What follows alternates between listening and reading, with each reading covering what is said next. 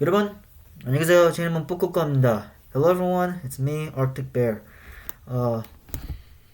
Well, we're starting off with season 1. Oh my god, what's wrong with my hair? I just realized my hair is really bad right now. Holy hell. And what's with this? Oh, you might be wondering what this is. It's part of my mask. I messed it up. Oh well, part of a new trend, I guess. Put it on TikTok, put it on Instagram, hit me up, hook me up, I don't care. Great. And look at my mask too. You like my mask? Can you read it? Sarcasm. The elements of humor and chemistry. Ha ha ha. Ha ha. Ha ha ha ha ha. Wonderful. Great. Just when we need to start the evening, right? Welcome. Hopefully everyone's staying safe indoors. It's winter fern right now. Hitting the states. Hitting us. Hit me. Smacked me. Punched me. Anyways. And I felt that, you know? And I love winter, but I love winter, so it's okay. I feel like I'm being blessed, I think. But you're probably wondering, what am I wearing right now? Well, I'm wearing a spring attire because we're starting off my story, iBU, Season 1, Episode 1, in the spring. So I thought, why not wear my spring attire? Alright, does this look good? Does it look good on me? Be honest. Okay, let's begin with our story. So a little brief summary of iBU. Remember, it's a book I'm making. It's about a robot that's getting used to its to his environment. Yes, I put a gender, and we're gonna explore in episode 1 of iBU's life. So basically, episode 1 is just about iBU. We're introducing iBU now. He's getting into the plot of the story, what he's doing. Okay, great, wonderful. Are we excited to hear about my book? Hopefully, right? Thumbs up. I can't see if you're doing thumbs up, but thumbs up. Wonderful. Great. I see a thumbs down, I think. Probably not. Anyways, hopefully not. Let's go ahead and start. So season 1, part 1, intro scene. So, the whole part, so I'm making some, piano and violin music. I'm trying to make that right now. It's not working in my favor. I'm not a musician. I'm not Hans Zimmerman. Zimmer. Is it Zimmerman or Zimmers? Oh my god. Anyways, I don't even know who my favorite conductor is. Oh my god, David. Seriously? Anyways, back to this. Spring 2098. So as we're starting off with iBU, we're starting off far into the future, right? 2098. Man, that's a year that I probably won't exist that time. But I'm going to, because I said so. Alright. Well, I'm going to make sure it happens. Okay, so we're starting off with iBU. So during this period of time, Korea has been reunited. North and South Korea both have been reunited together. Alright, they're no longer separate countries. They have been reunited, and under various circumstances. One of them being space exploration, right? Think of it like the Soviet Union. In the Soviet Union, when they were trying to during the space race, they would send a lot of satellites. As a matter of fact, the Soviets sent more satellites, I think, than the U.S. did during the 70s. And during this period, and Korea is really looking into space as well. North Korea, obviously, yeah, but South Korea really wants to up their ante with the space industry. So here we start with iBU. We're starting off with seeing a water deer, a Korean water deer. They're very similar to Chinese water deer. And so now we get into where we're just, starting off the scene with the deer coming in, the animal. Eventually, the deer ends up going into iBU's house, and there iBU gets activated. And that is where we actually get to see iBU. He's introduced. Remember who iBU was? This is iBU right here. This fella right here. This is iBU. And by the way, yes, you can see my cursor. I thought you couldn't see my cursor, but you can. You see this? Oh, look at this. This is my cursor. Wow. Oh my god. Man, this cursor is fast. Man, it's faster than me. Holy hell. It's faster than trying to upload a video on YouTube. Okay. Well, that's iBU. And he's activated. He's awake. We get to see him do his daily life, right? Making French toast, taking care of his garden, talking to Naro, which is his basically his like robot mentor, so to speak. It's like an AI mentor. So you remember in the movie The Avengers, you have someone called Tony Stark. His is called Jarvis. It's kind of similar to him. This one's called Naro. Nothing exactly. They're not exactly the same, but they kind of have similarities. They kind of play similar aspects from their own time. Obviously, this is far into the future, so this isn't even during the period of time. This isn't during the present day. This is 2098.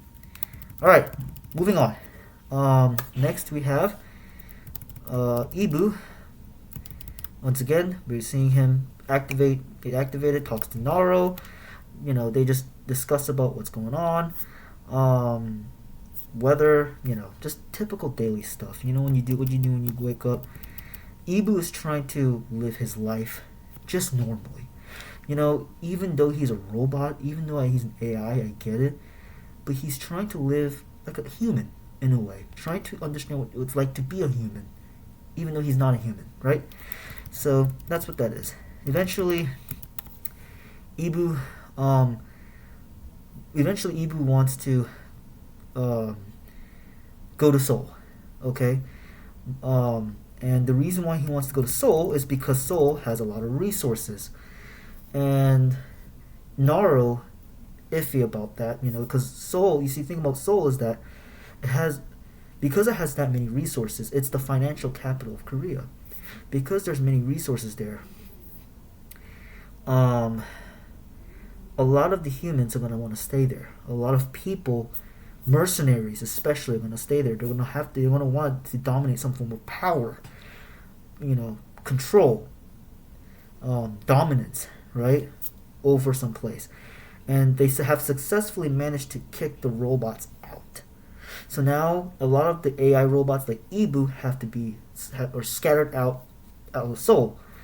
Thus, they're scattered out to countryside, to parts of Korea like Gyeongju, maybe even Andong, or even Incheon. If you've been to Korea, there's a city called Incheon, right next to Seoul. Even Incheon has been abandoned. Seoul is just the focal point. If you look at today's world, Seoul is the financial capital. In Korea, there's a saying called Seoul Dream. In America, it's called American Dream. In Korea, it's called Seoul Dream. And the Seoul Dream literally pertains to the city of Seoul. People want to move to Seoul, migrate there, so they can find a job, so they can find they can live a wealthy life. They can live a happy life. That's the whole purpose. It's basically, there's really no difference between that and American Dream. All right. By the way, new trend. You want to try something like this? It's cool. Bothers the hell out of me, but whatever. All right. New trend. Now, back to iBU. So iBU goes out. He's warned that Seoul's a death trap. That mercenaries are there. iBU trying to live his normal life, realizes his resources are dying or diminishing, so he's trying to figure out how to retain resources once again. By the way, apologies if I'm talking fast. I'm a northerner. What can you expect? Now, moving on. So iBU eventually decides to go to Seoul. He flies to Seoul. You'll then see Seoul being a dystopian-like city now. It's 2098. This is far into the future now, right? But because Seoul has been damaged during the war, which I forgot to mention about that. During this period of time, mankind and machine both went to war. There's going to be more story behind that. There's more behind that, but the reasoning behind that. But a lot of mankind and machine have managed to successfully destroy one another. So obviously cities have been affected, resources have been depleted, right? Wars are not cheap at all. They're very expensive, so a lot of the government money has been poured into the war. So you're going to see Seoul as a dystopian, highly futuristic yet completely fucked up city that's been destroyed, predominantly. Majority of the city has been destroyed. But obviously, since mercenaries were able to have successfully taken over the city, sorry, my camera died. Well, yeah, back to the mercenaries taking over the city. They have, and because mercenaries had taken over the city, most of the AI robots, including iBU, have been kicked out, so to speak. They've been docked from Seoul, meaning removed. They're not allowed to come back in, right? This kind of plays out in the same idea with people in Korea trying to migrate to Seoul. What's the reason? It has all the resources, right? So that's the whole point of it. And so, looking here at the city, you're going to see you're going to see Seoul's infrastructure completely dilapidated, right? But a lot of the progress that was made during when humans dominated Seoul, and they kind of still do in this year. Well, they only had to they were only able to get the city back through force. But nonetheless, though, Seoul has remained the focal point, the attention center of Korea. Hence the term Seoul Dream. People travel to Korea, or people work in Korea, even foreigners from maybe in Cambodia, Philippines, Vietnam, Indonesia. They go there to Korea to seek the Seoul Dream, right? Seoul being the primary financial capital center of America, Korea, sorry. I guess in America you could consider that to be New York City. But obviously the war has taken a toll in Seoul. Moving on. So iBU comes around, he sees a soccer ball, decides to play with it, right? He's gonna have feelings, he's gonna be curious with the things around him, especially what humans do. In America it's called soccer, and I guess around the world it's called football. But he's gonna have some fun. There's gonna be some, the having the little things, enjoying the little things in life, right? That's the whole point of it. But now fights off mercenaries, and then eventually he's gonna come across the companies, right? KS Advance, which is run by Jung Kyung-soo, which, by the way, I've got to mention this, the photo, this guy right here, this guy is not Jung Kyung-soo. I'm so sorry. He is Ryu Kyung-hun. This is Taeyeon's father. I don't know why Jung Kyung-soo came to mind. It just did. It clicked in my head. Hated that. No, this is Kyung-hun. This is Taeyeon's father. This is his biological father. Alright, so sorry about that. This is not Kyung-soo. But you get to see his company. He runs the Millennium Hotel, which is one of the world's best hotels, right? 5-star, obviously. We get to see him with that. Multi-billionaire as well. And then we're going to see iBU running over something called, or coming across a place called KS Advance. It's a defense company in South Korea. Made it up. That's run by Jung Kyung-soo. And Jung Kyung-soo is the father of Jin-ho. But we'll get to all that, in the next episode. And then so we're starting to slowly introduce the companies, starting to slowly introduce the estates, the companies, people who run them, and why they play a vital role in my book. Naro is explaining all this stuff as he goes. He's explaining about the Millennium Hotel, who runs it, the KS Advance, who runs it, and of course, last but not least, Hybex, who runs that one, which is Dr. Cho, the main primary antagonist of the story. Naro, once again, being the mentor, the guy who's the know-it-all, right?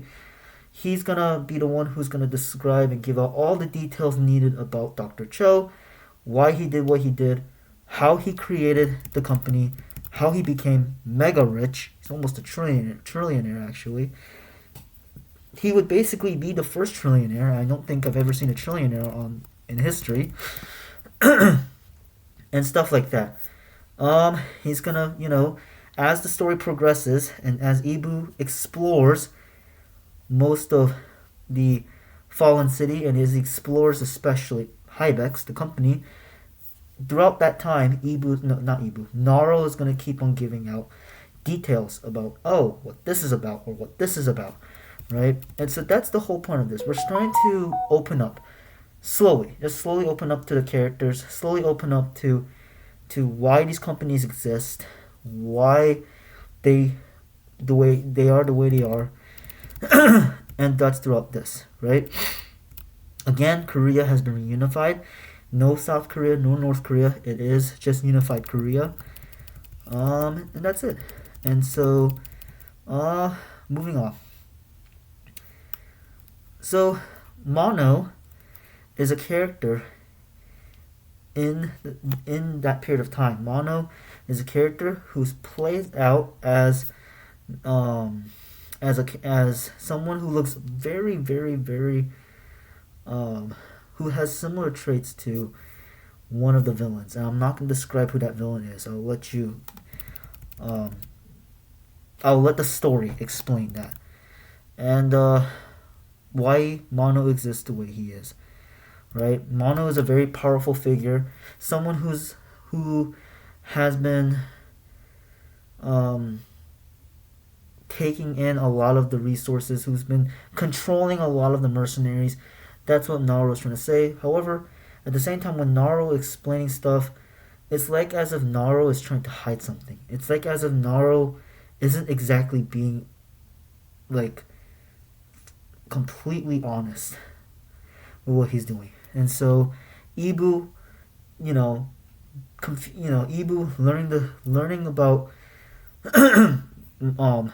Mono's past and such. It's like as if he's slowly trying to understand what's going on, right? It's like as if the war broke out, he's just like, a war just broke out, whatever. But there's obviously more to the story than just the war, right? Okay. So Mono is that person. Supposedly, Mono is the person who controls all the resources, controls all this, has this power hold over the mercenaries, power hold over everyone else, right? And that's what Naro is trying to say. Now, let me see if there's... Okay. Next, we move on. iBU eventually gets out, This is where he plays the soccer ball. This is it. Yeah, he goes out and plays soccer, right? Has some fun. Like I said, there would be some new things in life. Finds that same deer. Remember the deer in the very beginning of the story? Finds that deer. The deer's obviously injured, legs broken. iBU being, we're far into the future now. So we're going to have technology. We could probably use some kind of laser technology that just instantly heals a broken bone. 2098. Let's think about that. And so iBU fixes the deer's leg. The deer, showing his gratitude, follows iBU, and now they become friends. They eventually get into a place that's known as the Old Seoul Station. It's called Seoul Cultural Arts Center. You can check up on Google. It looks fairly cool, I would say. It's an old building. But now it's being held out as like a hideout for mercenaries. Right? Again, Seoul. Dangerous city for iBU to be in. He's not supposed to be here. Right? Seoul is dangerous. And knowing how many mercenaries there are, it's best iBU has to quickly get out of the city. Right? He needs to leave. Okay. Alrighty. Now, moving on. iBU activates the mercenaries' alarm system. Mercenaries try to fight back, they try to fight back. Eventually, they fail to do so, and he gets out in a hurry. So that's what happens. Eventually, after he's done, he makes his way back home with the resources he have, and now he's just living his life normally back to normal once again, right? And nightfall comes in again, as he's describing. Eventually, iBU comes back home, and he sees that his home has been ransacked by possibly mercenaries, other people who've stolen his stuff, right? It's gonna happen when you think about it, when you go back in time. Not go back in time, I'm sorry. When you think about it, when the world ends, you're gonna have people that are gonna want to loot your stuff. Especially if you're managing to survive fairly well in the after the apocalypse, you're gonna have people that are going to see the resources you have. People are gonna want to go from place to place. It's kind of like Mad Max. People are gonna go from place to place and loot stuff, right? It's guaranteed, because it's guaranteed to happen. Why?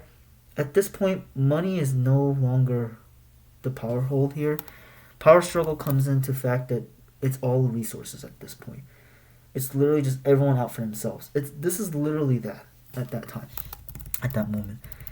All right, and then we move on. Eventually, nightfall comes. So iBU, living his own life once again, trying to adapt. He lost a significant amount of his resources, but nonetheless, he's trying to. No matter what happens, he's trying to survive in this desperate times, I would say. And now comes nightfall. He sees a person crack open the door. Who could that be? It could be a human. It looks to be a human, but it could be a humanoid robot. We don't know. We don't know who this is. And so that's the end of episode 1. All right, stops there. And now we're moving on to episode 2. He sees a person, shocked, stops. Now we don't know who that person is. We'll probably get to see him in the next episode. So that's the episode. That's iBU, episode 1. Again, focuses primarily on iBU, what he is, why he is, and why he does the way he does, right? Why he survives, what he has to do to survive, the things he needs to do, and just how crucial it is to survive. So that's what the story is about. Okay. I hope you enjoyed this episode. Once again, I'm sorry my camera crashed on me, so now I had to re-upload another video. I'm just gonna merge them together. But if you see one cut to another, it's because I merged them together. Thank you so much. Once again, appreciate it. I hope you like my mask, right? Sarcasm, the primary elements of humor. All right. Great. And once again, I'm wearing my spring attire, even though it is winter. It is freezing cold outside, but I'm wearing this because, we're starting in the spring. If we're starting off in the spring for my book, then why not? Why not I stick with the spring? Or begin at the spring. Sorry. Alright, thank you so much. Appreciate it. And I hope to see you in the next video. 감사합니다.